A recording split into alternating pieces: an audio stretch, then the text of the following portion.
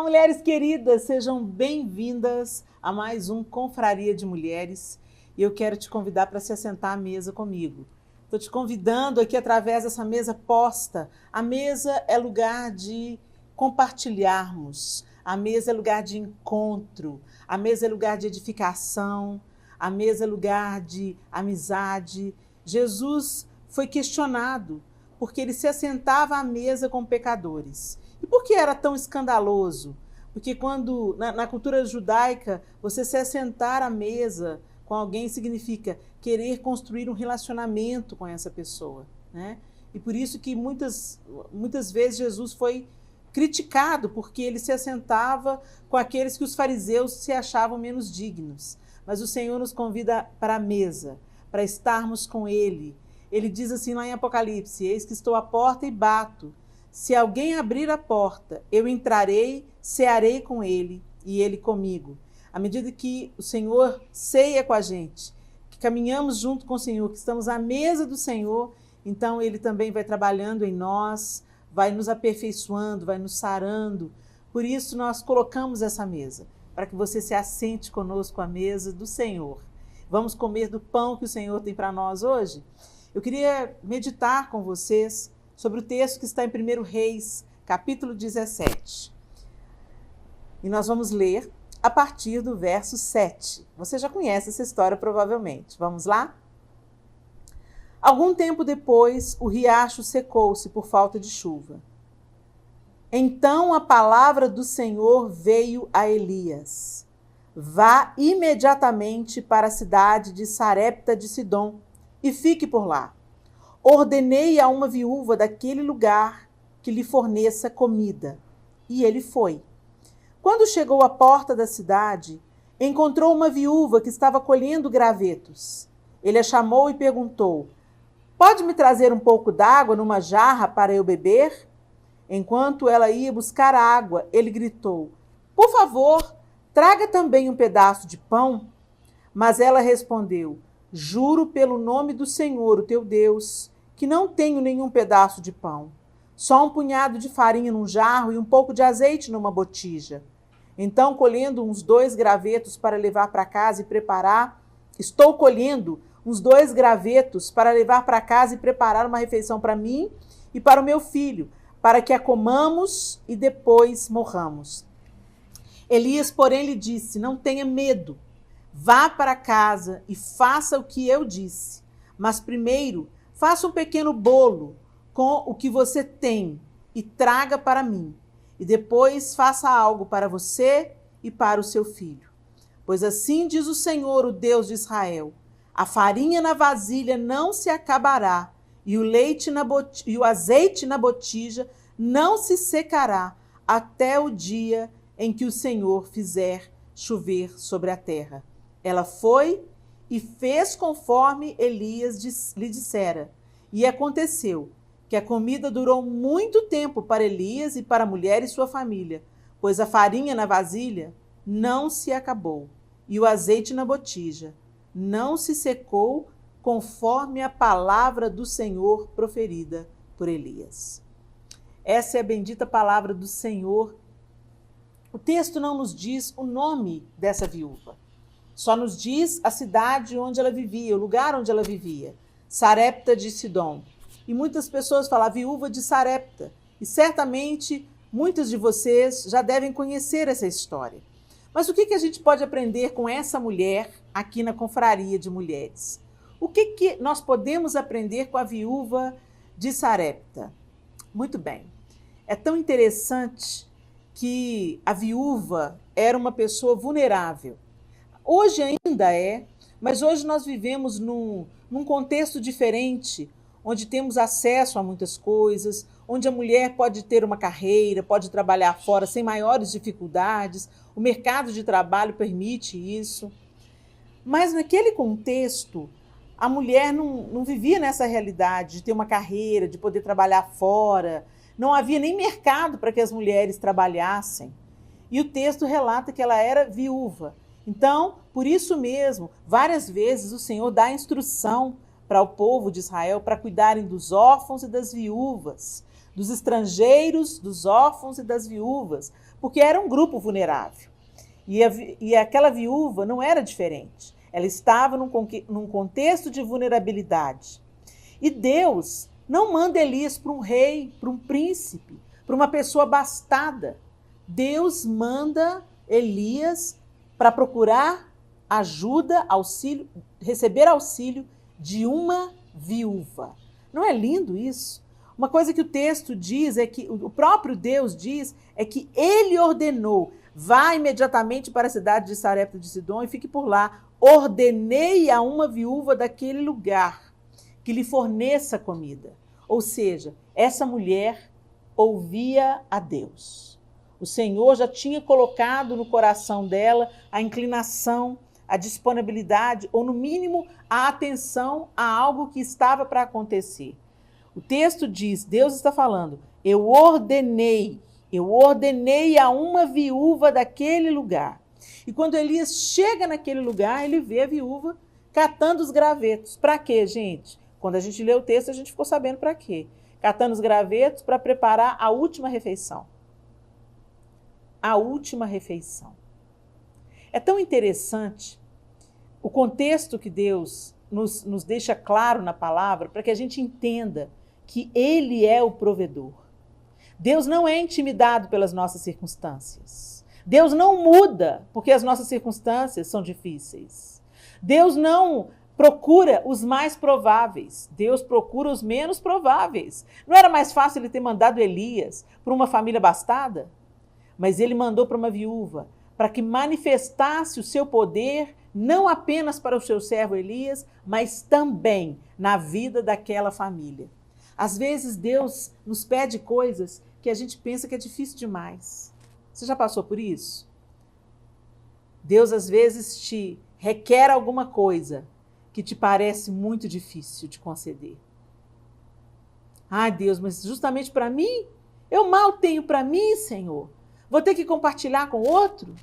Eu que vou ter que hospedar? Tanta gente na igreja podia hospedar o missionário, eu que vou ter que hospedar? Eu não tenho nenhum quarto aqui direito, vou ter que pôr o missionário para dormir na sala? E tantos outros contextos que a gente poderia citar aqui. Mas é tão interessante como Deus nos convoca para o lugar da confiança. E é isso que eu quero falar com você.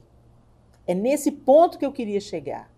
A confiança na provisão sobrenatural de Deus.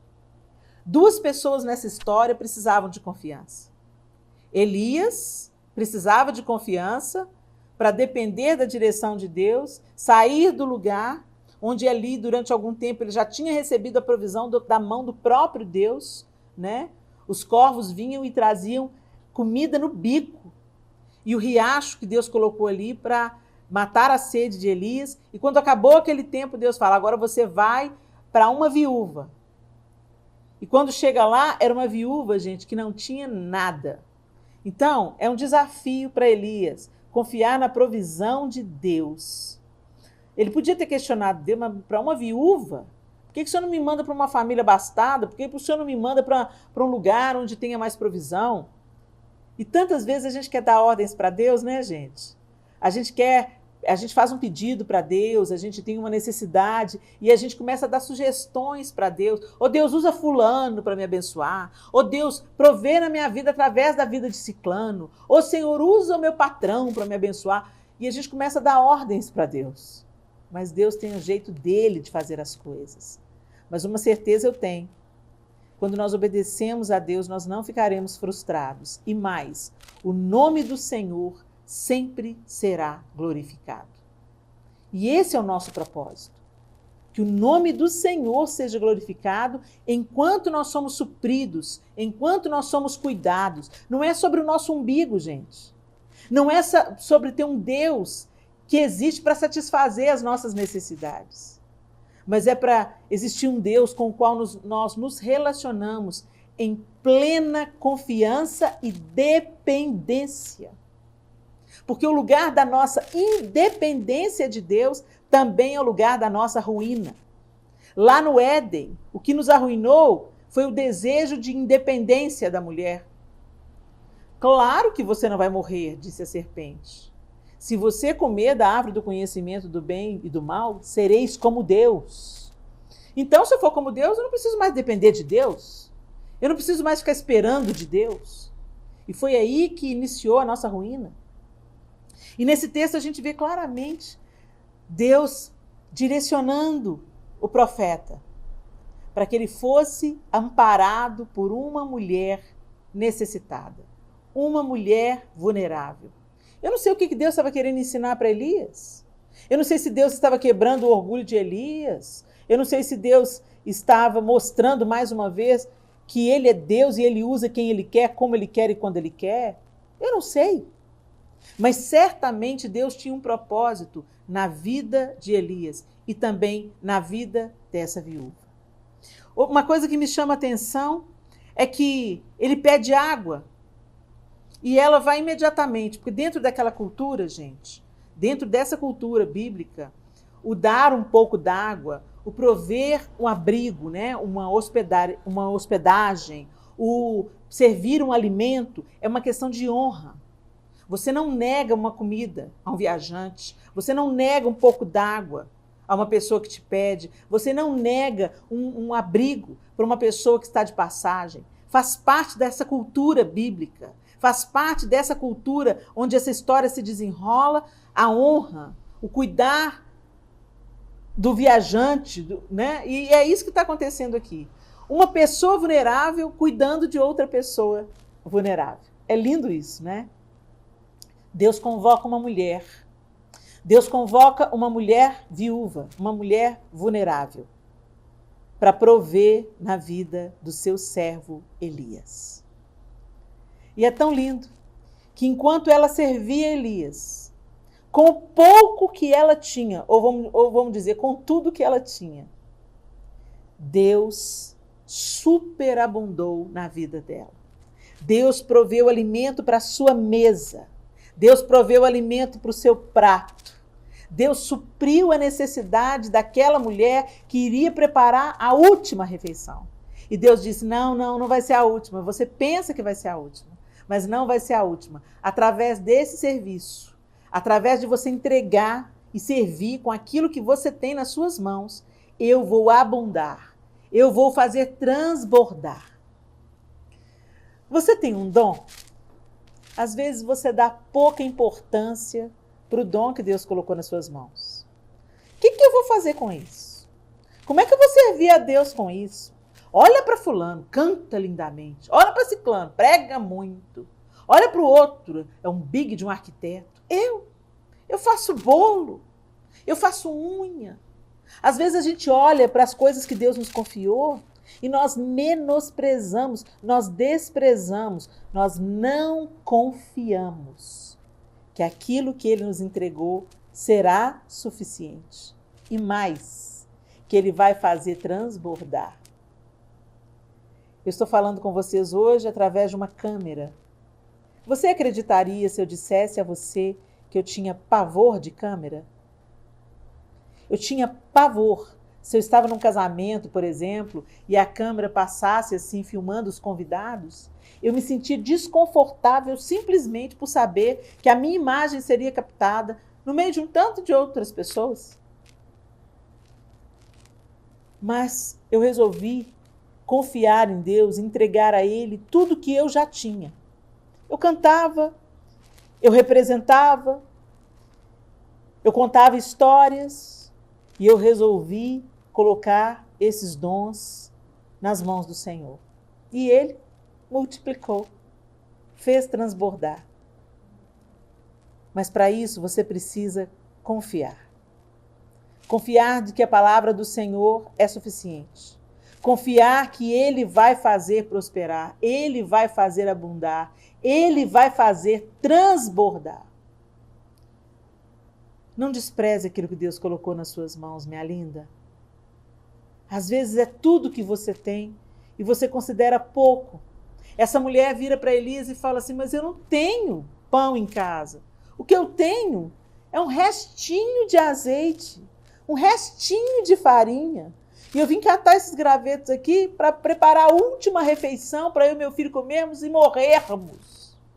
Ou seja, a expectativa dela era a morte. E o profeta chega e desafia ela. Prepare e traz para mim. O profeta, quero deixar claro, o profeta nesse contexto é a representação do próprio Deus. Nesse momento aqui, Deus falava com o povo através do profeta. Não tinha uma Bíblia, né, gente? Não tinha profecia escrita ainda. Eles estavam na construção das Escrituras. Hoje nós temos as Escrituras. Hoje nós temos o Espírito Santo. Hoje nós temos Jesus Cristo, o Redentor. Mas nesse contexto aqui, o profeta era a representação da voz de Deus. Tanto é que não chovia na terra, porque Deus falou a partir de Elias. Deus agiu a partir da ordem de Elias, de que não ia chover. Então, ela entendia isso no seu coração, que ele era a voz de Deus, que Elias trazia a voz de Deus, e ela obedeceu à voz de Deus, e ela usou aquilo que ela tinha, e ela serviu com aquilo que ela tinha. E porque ela serviu com aquilo que ela tinha, que ela considerava pouco, porque ela confiou na promessa, na palavra de Deus, o azeite não acabou, a farinha não acabou e a sua família não padeceu. Quando você continua lendo o texto, mais milagre ainda entrou na família daquela mulher pela ressurreição de seu filho através de Elias. E a gente vai vendo o cuidado de Deus. A gente vai vendo o que Deus vai fazendo quando nós confiamos. Não despreze o que Deus te confiou. Não despreze o que Ele te entregou, mesmo que te pareça pouco. Será o suficiente. E Deus fará o infinitamente mais. Deus fará transbordar aquilo que hoje talvez você menospreze. Entregue ao Senhor. Sirva ao Senhor e ao seu próximo, com o seu dom, com a sua habilidade, com a sua vocação, com aquilo que você tem. Deus abençoe vocês. Amém? Vamos continuar nessa confraria trazendo o conselho do profissional. Vocês gostam, gente? Vocês estão gostando do conselho profissional? Eu espero que sim. Eu estou aprendendo muito. As perguntas foram nos trazidas através de uma pesquisa que a gente fez no Instagram. As perguntas chegaram até a gente e a gente passou para os profissionais e eles estão nos respondendo com toda atenção. E hoje tem conselho profissional com a Virgínia Peles, a nossa sexóloga. A pergunta para você, Virgínia querida, segura aí. Como exercitar os músculos vaginais para deixar o sexo mais prazeroso? É isso aí, Virgínia. Bem, os exercícios, eles são contrações mesmo, como se você contraísse a vagina e soltasse, apertar e soltar. Contraindo um segundo e soltasse. Então, assim, aquela contração que você faz, aperta, aperta, aperta, aperta, solta. Aperta, aperta, solta. Aperta, aperta, solta. É questão de um segundo contraindo, um segundo soltando, relaxando, e você vai fazendo essa contração. Arnold Kangel, que é quem estudou e protocolou esses exercícios, ele idealiza que a gente faça um grupo de contrações, de umas 250 contrações, né? Não é tanto assim quando você parte do princípio que você pode fazer essa contração a qualquer momento, escovando dente, lavando louça, dirigindo, indo para o trabalho, voltando. E você pode fazer em qualquer posição, pode fazer antes de dormir, deitado, pode fazer sentado. Uma vez que você cria a habilidade de fazer as contrações, você pode contrair a sua musculatura do solo pélvico a qualquer momento e em qualquer lugar. Então essa é a vantagem. E só fora que tem uma série de benefícios que melhoram prazer, melhora todo o controle, previne uma série de doenças. Então, vale a pena você entender um pouco mais do assunto, estudar um pouco mais. Mas toma cuidado, vai um alerta aí. Tem muito charlatão e tem muita informação desencontrada e errada na internet. Então, procura um profissional habilitado e treina aí a sua musculatura, que eu garanto, é um grande investimento. Obrigada, Virgínia, querida. Gente, não fiquem constrangidas. É por isso que se chama Confraria de Mulheres. É um conteúdo que você assinou para a gente ter esse tempo aqui fechadinhas, né? Nós estamos aqui tratando desses assuntos muito pertinentes e muito relacionados com a feminilidade. Por isso que esse conteúdo foi disponibilizado para você de uma maneira mais fechada, mais privada, tá bom? E a gente quer esclarecer dúvidas para que realmente, em todas as áreas da sua vida, que você experimente o favor do Senhor. E o Senhor também está interessado na nossa sexualidade. Valeu, Virgínia, pela sua super dica aí. Agora, nós vamos para as nossas outras dicas. Dicas diversas que a gente vê por aqui. Quais serão as dicas de hoje? Vamos conferir? E aí, meninas queridas, como é que vocês estão? Tudo bem? Pois é, tô passando aqui hoje para dar aquela nossa dica de mulher para mulher, aquele toque, aquelas coisinhas que eu ponho para funcionar aqui em casa e que eu tenho certeza que vão abençoar a sua vida também. E a gente sempre começa com uma dica de leitura.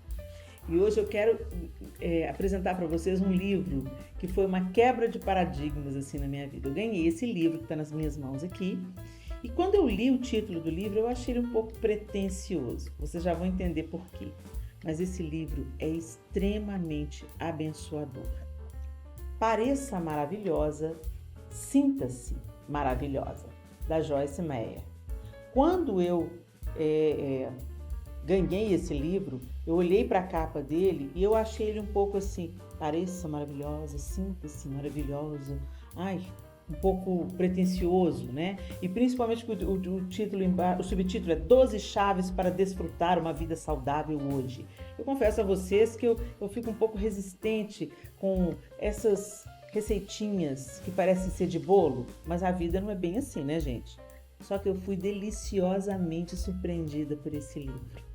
E eu gosto de alguns livros da Joyce Meyer, gosto de muitas mensagens dela, mas esse aqui especialmente foi para mim um divisor de águas, porque ele trata de quê?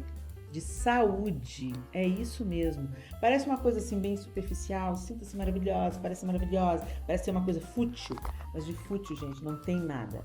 A autora, ela conta uma experiência pessoal drástica, ela descobriu um câncer no auge, assim, da produção ministerial dela, e ela meio que ficou aborrecida com Deus, sabe? Puxa, Senhor, eu tô fazendo tanta coisa pro Senhor. E ela compartilha aqui no livro, vou dar um spoiler leve, tá? Que é como se o Espírito Santo tivesse falado com ela. O que é, Joyce? Você quer que eu isente você da lei da semeadura? E ela fez uma reflexão de como ela estava vivendo a vida, de como ela estava tratando da própria saúde. Ela dormia mal, ela comia mal, ela consumia cafeína demais e uma série de outras coisas que ela compartilha no livro. E ela atinou para aquilo, eu estou colhendo o que eu plantei. E ela se reinventou e começou a tomar decisões para melhorar a sua saúde. Então, gente, ela começa a compartilhar esses pontos, as mudanças gradativas que ela fez na própria vida e que ela hoje colhe os benefícios. Graças a Deus, a Joyce Meyer está aí até hoje e totalmente curada daquele câncer e com novos hábitos. E ela compartilha aqui um pouco desses hábitos, mas de uma maneira bem instrutiva, explicativa sobre as coisas, como as coisas funcionam no nosso corpo. E eu tenho certeza que esse livro vai abençoar vocês. Ele foi publicado pela Belo Publicações, né? Então não sei como é que está aí hoje no Brasil a representação da Joyce Meyer, se a Belo continua representando e reproduzindo em português os livros da Joyce, mas eu acredito que sim. Vale a pena, como eu sempre deixo a dica para vocês, procurarem pela internet, que às vezes se você não achar numa livraria, na Amazon, por exemplo, você pode achar num sebo, alguma coisa assim. Pareça maravilhosa, sinta-se maravilhosa, de Joyce Meyer. Fique aqui a minha dica. E hoje eu quero compartilhar com vocês uma dica de boa convivência, de bem viver. Uma das propostas das nossas dicas aqui também é a dica de bem viver. Se você é casada, como é que está o seu tempo com seu marido? Como é que é esse tempo? Porque a gente às vezes se ocupa de tantas coisas e nós acabamos por nos relacionar um com o outro apenas interagindo de acordo com os nossos papéis, como marido e mulher, pais, pessoas que moram debaixo do mesmo teto, pagam contas, e às vezes a intimidade emocional fica em segundo plano. O que é intimidade emocional, Helena? Intimidade emocional é aquela conversa no olho, é contar sonhos, é compartilhar como foi o dia. Sabe aquilo que a gente tinha no namoro, que é mais do que pegação, é mais do que beijo e abraço? Sabe? Você queria compartilhar tudo que você viveu no seu dia com o seu namorado, com a sua namorada, com o seu noivo, com a sua noiva, né? Se você é marido, está aí assistindo, bisbilhotando aqui o Confraria de Mulheres, você sabe do que eu estou falando? Então, aquele tempo que você namorava, mas era apenas uma namorada, quantas vezes você ouvia o seu namorado, você estava também disposta a compartilhar o seu coração com ele, vocês sonhavam juntos, faziam planos. Com o passar do tempo, isso foi murchando, né? A intimidade emocional foi diminuindo. Nossa, Helena, mas a gente tem intimidade, a gente faz sexo. Não, gente, intimidade não é só sexo. E muitas pessoas podem fazer sexo sem nenhuma intimidade. Você já sabe o nome disso. Então, eu quero te encorajar. Crie um ambiente, uma atmosfera, um dia, um horário, para que você desenvolva com o seu cônjuge a intimidade emocional. Vão sair para passear, comer uma pipoca, ir no cinema, passear, dar a volta no quarteirão de mão dada, fazer um jantar diferente, mandar os filhos para casa da vizinha, para casa dos avós, para eles terem um tempo, e aproveita esse tempo também com o seu cônjuge, para conversar, para rir juntos, para dançar. Esses dias os nossos filhos riram aqui, porque a gente ouviu uma música muito linda, muito antiga, e é uma música que tem a ver com a nossa história, e eu tirei o João para dançar. É meu marido. Nós estávamos no recesso do nosso lar e nós simplesmente dançamos, e foi tão gostoso. Então, busque essa intimidade. Ah, Helena, mas eu estou fazendo aqui a Confraria de Mulheres, mas eu não sou casada. No tempo da nossa solteirice, também é tempo da gente cultivar bons relacionamentos. Então, sabe os seus amigos? Aqueles que sempre te dão uma força, te ajudam, te fortalecem, e aqueles com quem você pode contar? Pois é, marca um dia com eles também, vai tomar um café, comer uma pizza, compartilhar alguma coisa boa. A gente não deve compartilhar só os problemas com esses amigos queridos, com essas amigas queridas. Então marca aí uma reunião com as amigas para fazer um bazar de troca, renovar o guarda-roupa ali sem gastar um tostão. Só fazendo um bazar de troca entre as amigas, botando o papo em dia, mas nada de fofoca. Conversa que edifica, conversa que encoraja, conversa que inspira, e saiam desse encontro reabastecida. Nós precisamos de ativar os nossos relacionamentos, dedicando a eles tempo de qualidade, e é tempo de declarar o amor e de promover esse tempo juntos. Então faça isso, ou com seu marido, ou com suas amigas. Deus abençoe vocês e até o próximo Confraria. E assim nós ficamos por aqui. Eu espero que você tenha gostado, tenha sido desafiada, edificada, tenha aprendido coisas novas. Eu oro para que Deus multiplique essas sementes no seu coração e faça florescer e frutificar no tempo certo. E a gente volta, se Deus quiser, na próxima semana, em mais um episódio do Confraria de Mulheres.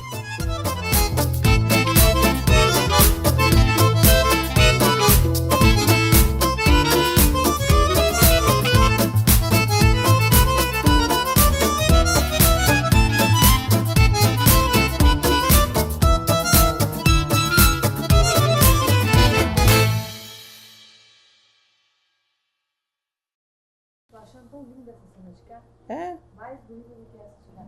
Tá bom.